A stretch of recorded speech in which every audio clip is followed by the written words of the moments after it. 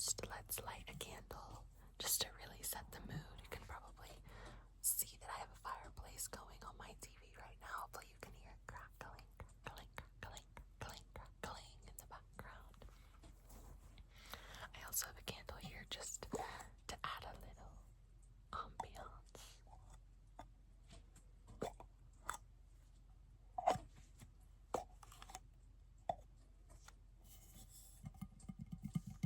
I love the top of this one.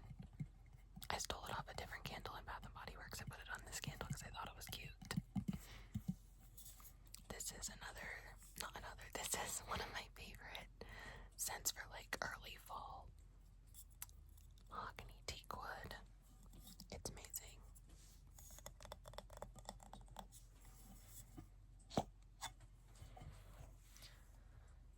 If there's an awkward cut, I'm really sorry. I have to sneeze and it's not happening, so if it happens at any point in the video, just know that's why.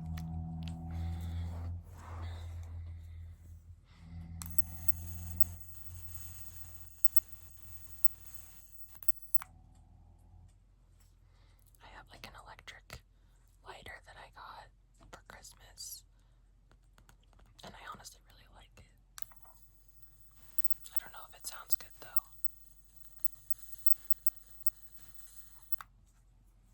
Smoky.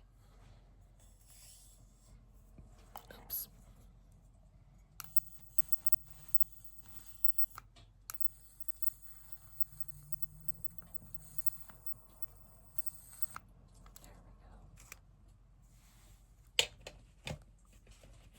Hopefully this creates a fun little vibe.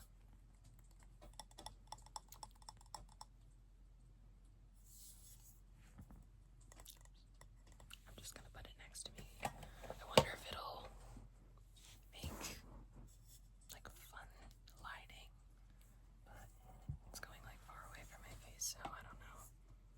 I have to be very careful with it there since I do have a bunch of paper right next to it on the floor.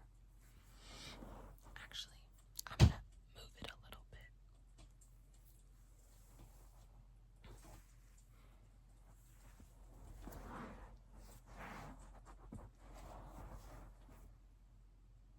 I don't know where I'm gonna move it to. Okay, it's on top of my dresser over there, just to be safe, because I will not be ruining any of my books today. Absolutely not.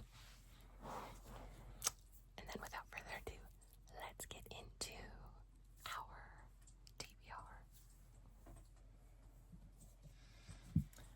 So, I don't really have an order in which I'm going to read these. I finished 2 books, one yesterday, one this morning. And so, I'm starting fresh. I'm not reading anything currently, so I think I might read the back of some of these and remember what they're about and decide which one I want to read next right now. The first book we have is If We Were Villains by M.L. Rio. I've read this book before. It's one of my all-time favorites. I have 2 copies of it, except I only have this one with me right now. This is like the Barnes & Noble special edition, I think, that got printed last year or the year before. It has the red sprayed edges, which I think are so pretty, and their little swords, because they're doing Shakespeare, and I just love it. Oh, I adore this book. So this would be a great read, because I haven't read it since probably 2022. No, 2023. I don't know. So I know I'm going to reread this again at some point, but I don't think I'm going to read it right now.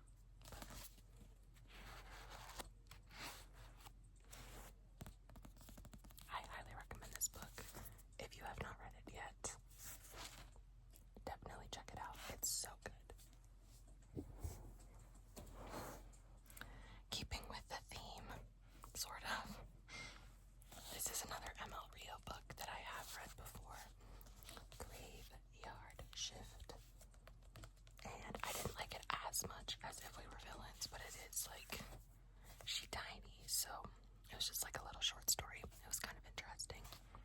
I might reread this one, just like if I don't know,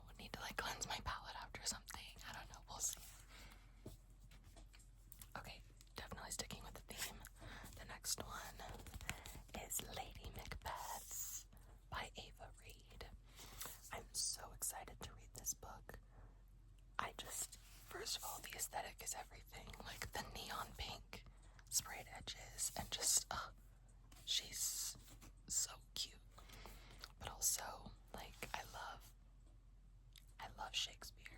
I love, like, the Shakespeare, like, vibe, I guess. The dark academia of it all that comes across in a lot of, like, books about Shakespeare, like If We Were Villains. So I'm hoping that this kind of gives a similar vibe. I know it's, like, actually about Lady Macbeth and not about, like, college students doing Shakespeare, but I'm very excited to read it. I think I'll very much like it. So, something else that's on my TBR that I don't have a physical copy of yet is I want to read a Shakespeare play, because I've read at least 6 of them before, but I want to read a new one that I haven't read before and, like, really, like, dive into it. I just don't know which one yet, so I'll probably kind of read all of these, like, around the same time so I can kind of be in that vibe. But let's read the inside cover.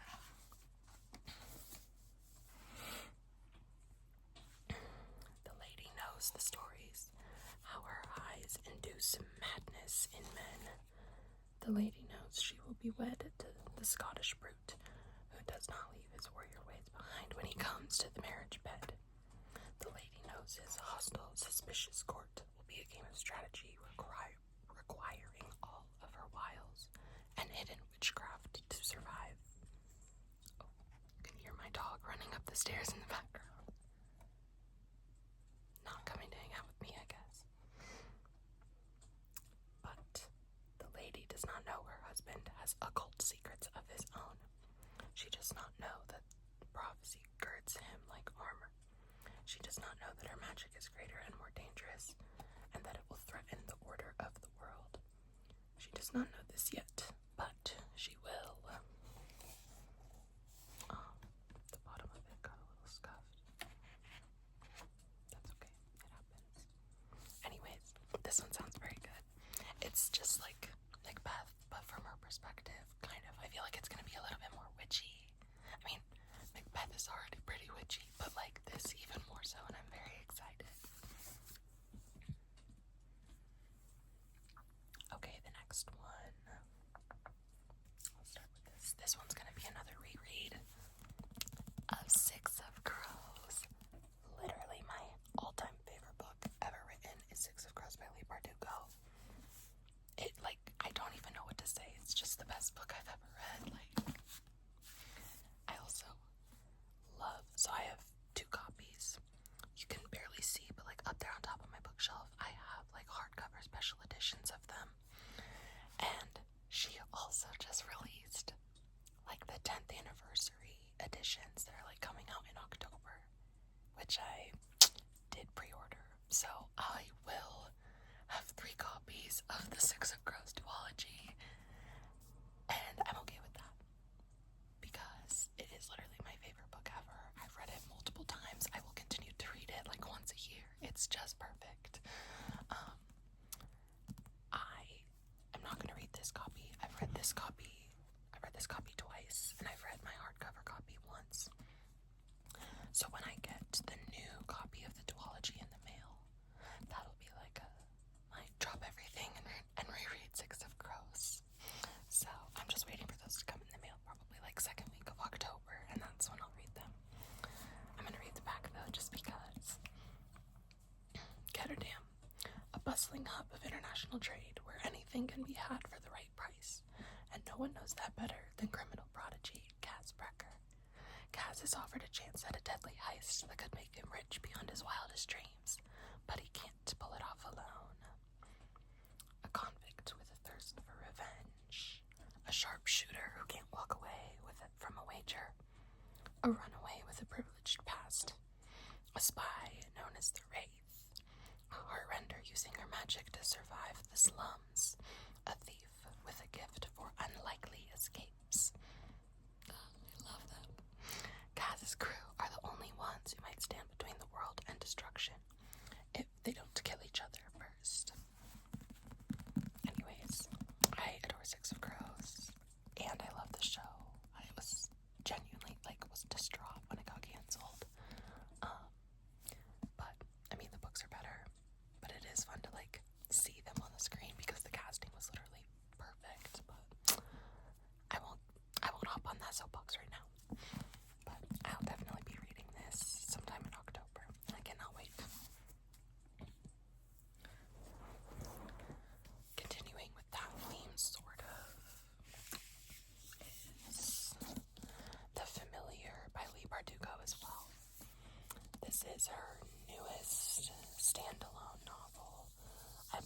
this is her only standalone, because Ninth House is now a series, because she's had 2 published.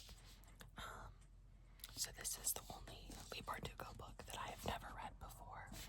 I'm very excited to read it. I got like the special edition hardcover. Can you tell I love a sprayed edge? And I'm very excited to read this one. I think it sounds really interesting and also like, I guess not super different from other books she's written, because it has like a little bit of like the dark academia Ninth House vibe, but also like the total like fantasy of the Grishaverse. So, oh my gosh, I forgot. Look at the inside, the pomegranates. Isn't it so pretty? I just love it. Okay, let's read the inside of this one. Fate can be changed, curses can be broken. In a shabby house on a shabby street in the new capital of Madrid. Oh, love Madrid, good city. Luisa Catado uses scraps of magic to get through her days of endless toil as a scullion. But when her scheming mistress discovers that the lump of a servant cowering in the kitchen is actually hiding a talent for little miracles, she demands Luisa use those gifts to better the family's social position. What begins as simple amusement for the nobility takes a perilous turn when Luisa garners the notice of Antonio Perez, the disgraced secretary of Spain's king. Still reeling from the defeat of his armada, the king is desperate for any advantage in the war against England's heretic queen, and Perez will stop at nothing to regain the king's favor. Determined to seize this one chance to better her fortunes, Luisa plunges into a world of seers and alchemists, holy men and hucksters, where the lines between magic, science, and fraud are never certain. But as her notoriety grows, so does the danger that her Jewish blood will doom her to the Inquisition's wrath. She will have to use every bit of her wit and will to survive, even if that means enlisting the help of Guillen Santangel, an embittered immortal familiar whose own secrets could prove deadly for them both. Oh my god, I've read the cover of this before, but this sounds literally so good. Like, I love historical fiction, especially like the magical realism vibe. Like, oh my god, it's somewhere like right there on my bookshelf. The Night Circus by Erin Morgenstern. Like, that book is so good. Like, the magical realism, but also like historical fiction. It's literally some of my favorite stuff. I think this might be a contender for my like next read. So, okay. Let's go with this one next. I'll go through my hardcovers that I'm gonna read. I bet we can expect from Fall Time a Dark Academia book, which I've already put in this pile, but the next one is Babel. Babel.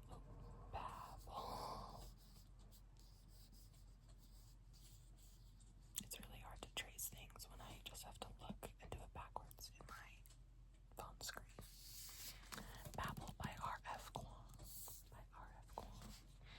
I've had this book on my bookshelf, gosh, like since it was published. Like, this is like the first printed edition of the hardcover. I want to say that came out, when did it come?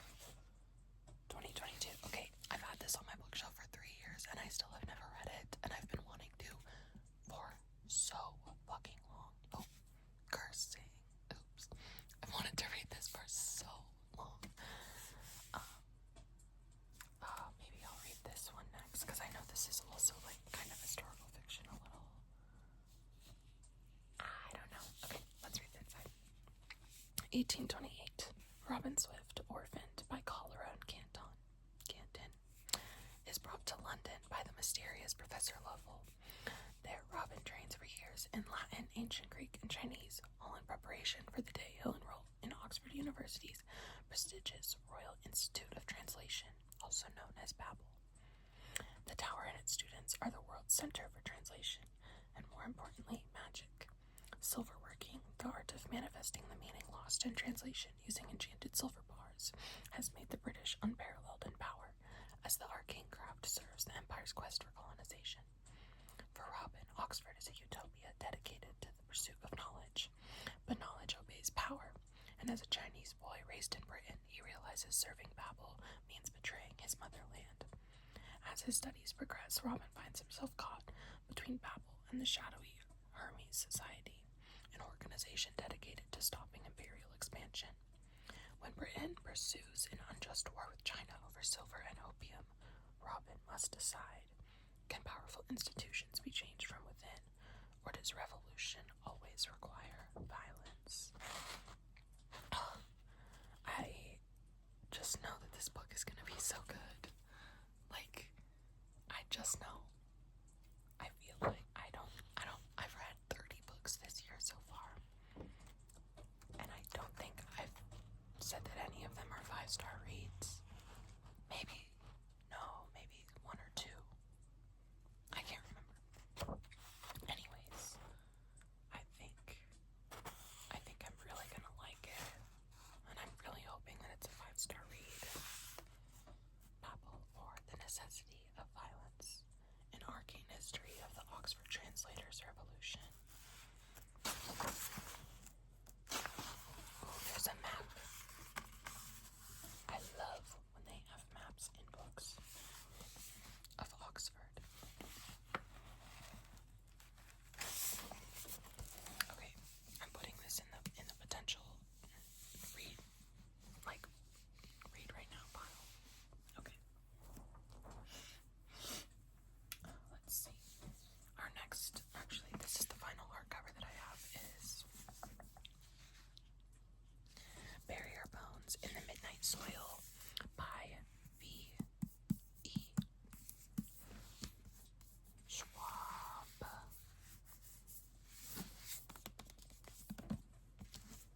I have the signed edition.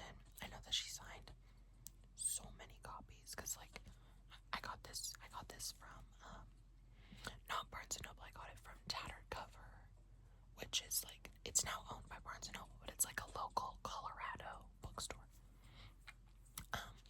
So I got this there, and I got the signed edition. I was like, oh my god, I got a signed edition. That's crazy. And then I was like, okay, well, she signed like every book that was like the first batch of publications in Barnes and Noble stores, but that's okay. I'm still very excited about it. I have The Invisible Life of Addie LaRue. Oh, okay, I read that this year. That was definitely a 5-star book. That was the 5-star book that I read this year. So hopefully this can be another one. I know it's about vampires, which I love, and it's also sapphic, which I love. So I'm very excited to read this one. This is probably also gonna, actually, I think I might wait on this one till closer to Halloween, because vampires, like, this feels like an October read to me. But anyways, I'm very excited to read this one. Addie LaRue is the only V.E. Schwab book I've read so far, and I read it for the first time this year, because that one had also been on my shelf since it got published. But I loved it, and I feel like I'm gonna love this one just as much. Like, her writing is really, really good. So I'm very excited. I have a sticker that I should take off, but I'm nervous about ruining the dust jacket. I'm just gonna read I want to read the whole inside. I think I bought this book when it was published like a couple months ago, and I did not even read the inside because I was like, I don't care. I know it's about vampires, and I know that I love V. Schwab's writing. So let's read it for the first time. This is a story about hunger. 1532, Santo Domingo de la Calzada. A young girl grows up wild and wily. Her beauty is only outmatched by her dreams of escape. But Maria knows she can only ever be a prize or a pawn in the games played by men. When an alluring stranger offers an alternate path, Maria makes a desperate choice. She vows to have no regrets. This is a story about love. 1827, London. A young woman lives in an idyllic but cloistered life on her family's estate until the moment of forbidden intimacy sees her shipped off to London. Charlotte's tender heart and seemingly impossible wishes are swept away by an invitation from a beautiful widow, but the price of freedom is higher than she could have imagined. This is a story about rage. 2019, Boston. College was supposed to be her chance to be someone new. That's why Alice moved halfway across the world, leaving her old life behind. But after an out-of-character one-night stand leaves her questioning her past, her present, and her future, Alice throws herself into the hunt for answers and revenge. This is a story about life, how it ends and how it starts. And it's signed. Her signature looks the exact same on my Addie LaRue book, so like, it makes me feel better knowing she touched this book. She put her energy into that, and I just love it. Which obviously she did. She wrote the book, but you know what I'm saying.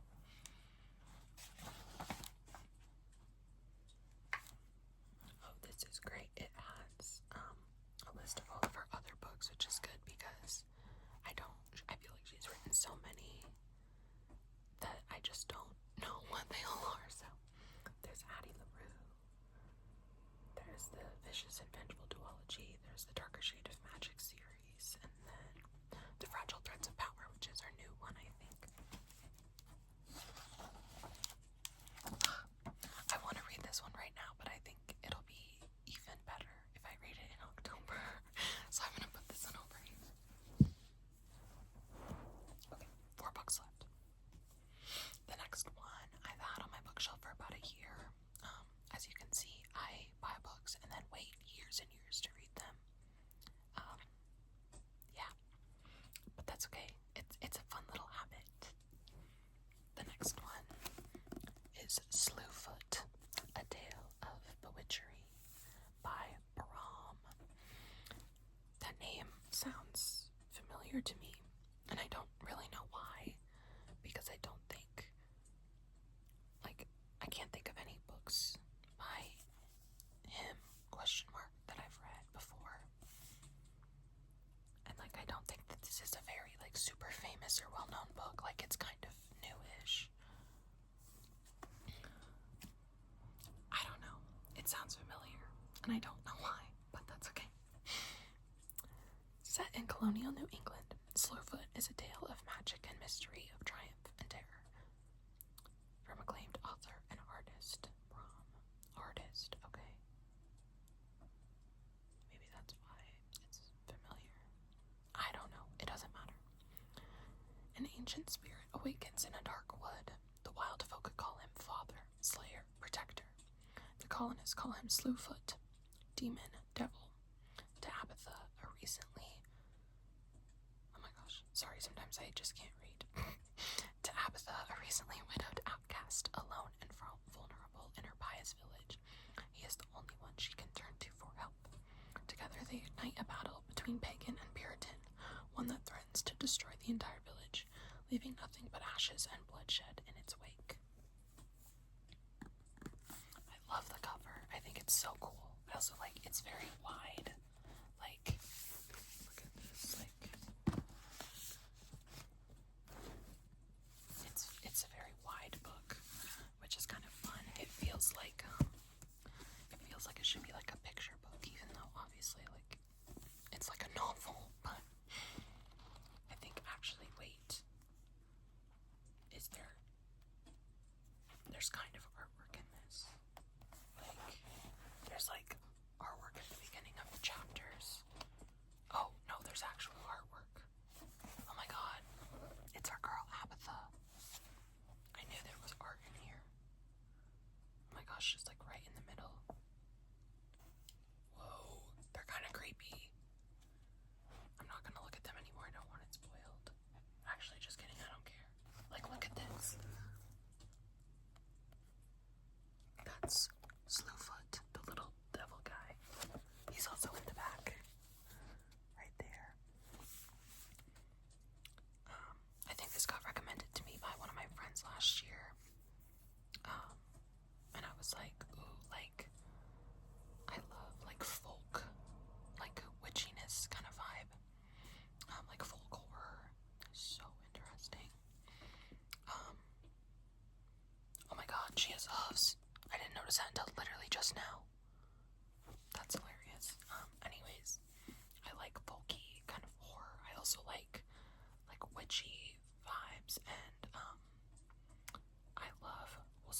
Trials the second. I'm obsessed with the Salem Witch Trials.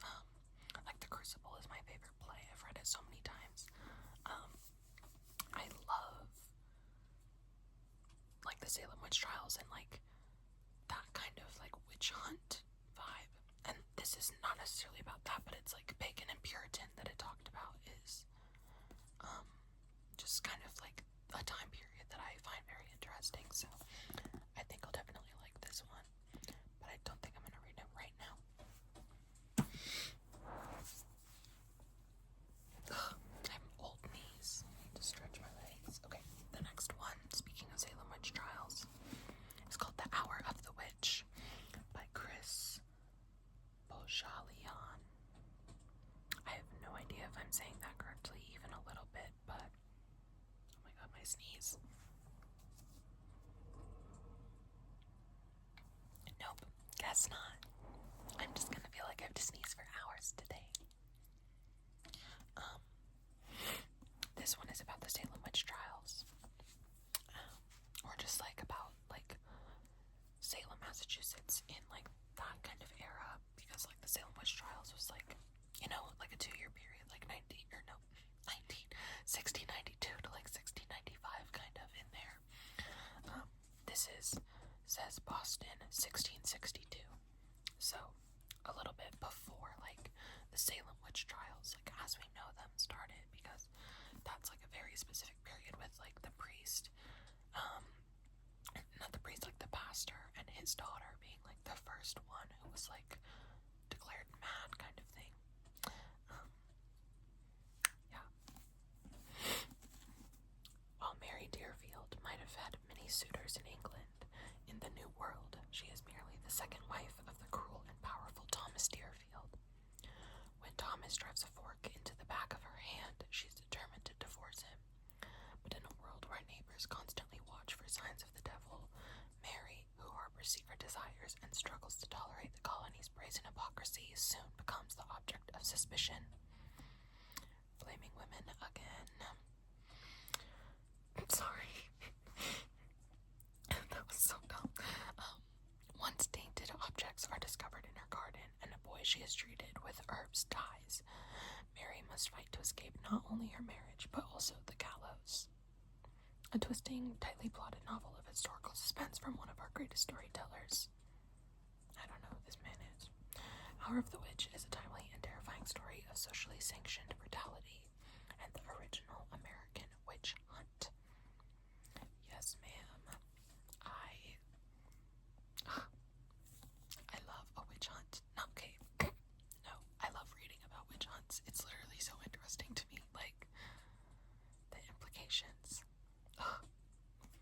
That's another soapbox I will not get on today. But anyways, this is Hour of the Witch.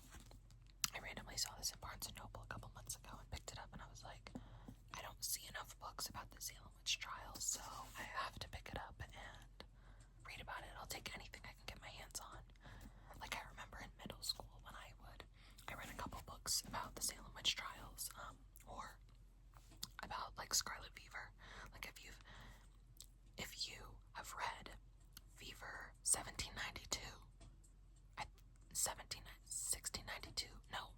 not 1692, 1792, hit me up, because that book literally, I still think about that book, it literally shaped me. But there was a different book about the Salem Witch Trials, and about like a girl who gets thrown in jail with her aunt, because they're both accused of being witches, and like her aunt like sacrifices herself for like the main girl who's like a teenager. And I read that in elementary or middle school, and I was obsessed with it. Like anything about the Salem Witch Trials that I could get my hands on, I was like voraciously reading it. So I'm excited to have like an adult novel about the Salem Witch Trials. Okay, 2 more books. Next one is called Thirst by Marina Yusik. I genuinely can't. It's Yusccuk. I'm not even gonna try to pronounce that. Well, I already did and I probably failed, so this one is pretty short. It's translated also. I'm not positive from what language. I kind of wish I knew. Oh. So she's an Argentinian author, so Spanish question mark. We'll see. Well, I guess we won't see because it's in English now, but I think it was probably in Spanish before.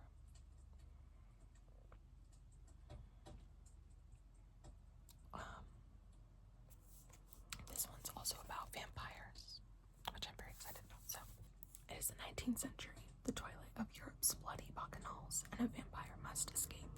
She arrives to the coast of Buenos Aires, and for the second time in her life, watches as villages transform into a cosmopolitan city. She adapts, intermingles with humans, and attempts to be discreet. In present-day Buenos Aires, a woman finds herself at an impasse as she grapples with her mother's terminal illness and her own relationship to motherhood. When she first encounters the vampire in a cemetery, something ignites inside the two women, and they cross a threshold from which there's no turning back. With echoes of Mary Shelley's Frankenstein, Thirst plays with the boundaries of the Gothic genre while exploring the limits of female agency, all-consuming desire, and the fragile vitality of even the most immortal of creatures. That sounds pretty good. I've never read Frankenstein. I think I would probably like it. But, yeah, I've never read it. I used to think that it was kind of dumb when I was a kid, and then I found out that it was written by a woman, and I was like, wait, I need to read that at some point. That was like a long time ago, and I still haven't read it, but maybe one day.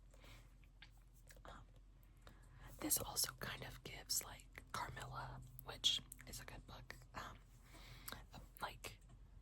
I love telling people about that book because I'm like, so actually, it was written before Dracula was written, so Carmilla is the original vampire. Like, don't be like, oh my god, Dracula is the original. No, he is not. Carmilla is, and she was a baddie, so. But I think that this will have, like, maybe similar vibes, and I do like Gothic, I think was the word I was looking for earlier, a little bit too. Like, Gothic horror is so interesting. And there's a review right here that says channeling Carmen Maria Machado, and Anne Rice. The author reimagines the vampire novel with a distinctly Latin American feminist Gothic twist. I'm like, okay, period. Because Carmen Maria Machado, she wrote the introduction on the edition of Carmilla that I read last year. So, like, her take on Carmilla was really cool before I read that book. So knowing that, like, she also not, like, had an influence over this book necessarily, but it's, like, got similar vibes. I'm like, okay, this is gonna be a good one. Okay. And now last, but certainly not least, is another book that I've had on my shelf for years. I think this cover is so cool. This is Magpie Murders by Anthony Horowitz.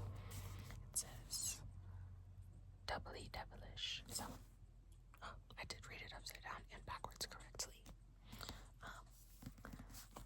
I see his books in Barnes & Noble all the time because they all, like, have, like, red or black covers and spines. I don't know if they're all related, but, like, maybe it's kind of, I'm trying to think of an author that does that, where it's, like, Sherlock Holmes, like, where it's one detective, but it's, like, a bunch of different stories, like, and the detective, like, solves different murders in every book, that kind of thing. I don't know if it's like that, but all of his covers, like, kind of look the same, so it makes me think that that might be the case, but I'm not sure. Anyways, I picked this up a couple years ago because I saw a bunch of his books and I was like, those would kind of look cute all together, but I'll just buy one to see if I like his books, and I still haven't read it. So if I like this one, I will not hesitate to go back and buy another so I can have a little matching collection of all of his books. But let's see. Alan Conway is a best-selling crime writer. His editor, Susan Ryland, has worked with him for years, and she's intimately familiar with his detective, Atticus Boone, who solves mysteries disturbing sleepy English villages. Allen's traditional formula plays homage to queens of classic British crime, such as Agatha Christie and Dorothy Sayers. It's proved hugely successful. So successful that Susan must continue to put up with his troubling behavior if she wants to keep her job. When Susan receives Allen's latest manuscript, in which Atticus Boone investigates a murder in an English manor house pie hall, she has no reason to think he'll be any different from the others. There will be dead bodies, a cast of intriguing suspects, plenty of red herrings and clues.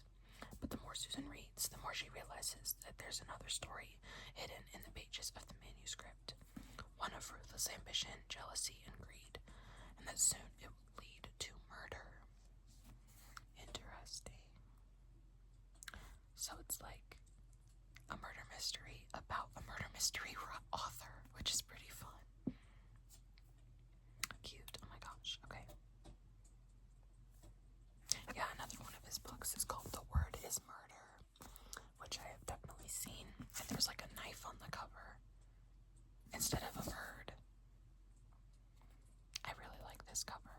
And I can see why I picked it up since it's about a book, like an author. I'm like, yeah, that tracks for me. I love reading books about books.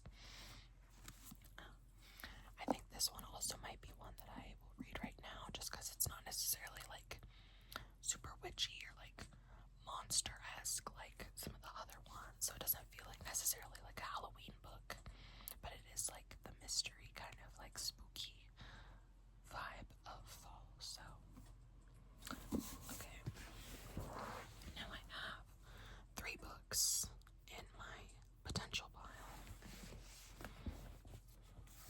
We have The Familiar, we have Babel, and we have Magpie Murders. And I can't really decide which one I want to read next. I think I just finished this book right here yesterday. The Last Murder at the End of the World by Stuart Turton. My Colorado accent popped out. Turton, who wrote The 7.5 Deaths of Evelyn Hardcastle, which that was a good book, and that one's more well known, so you might know what that one is. But he wrote the book I just finished yesterday, and that was like very like murder mystery.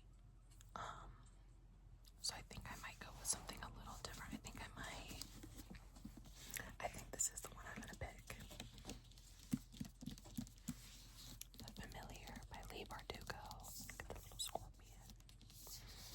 Yeah, I think I'm gonna go with this one. And then we're just gonna make our way through my little pile as fall comes. Yeah, so I think, you know what? I'm gonna go read some of this before you have to go to work and call it a day. But thank you for joining me today.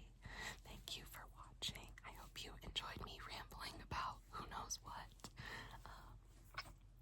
I'm very excited that I have some more free time now, so I know I haven't posted in a while, but I'm glad to be back and hopefully posting a little bit more regularly. We'll see,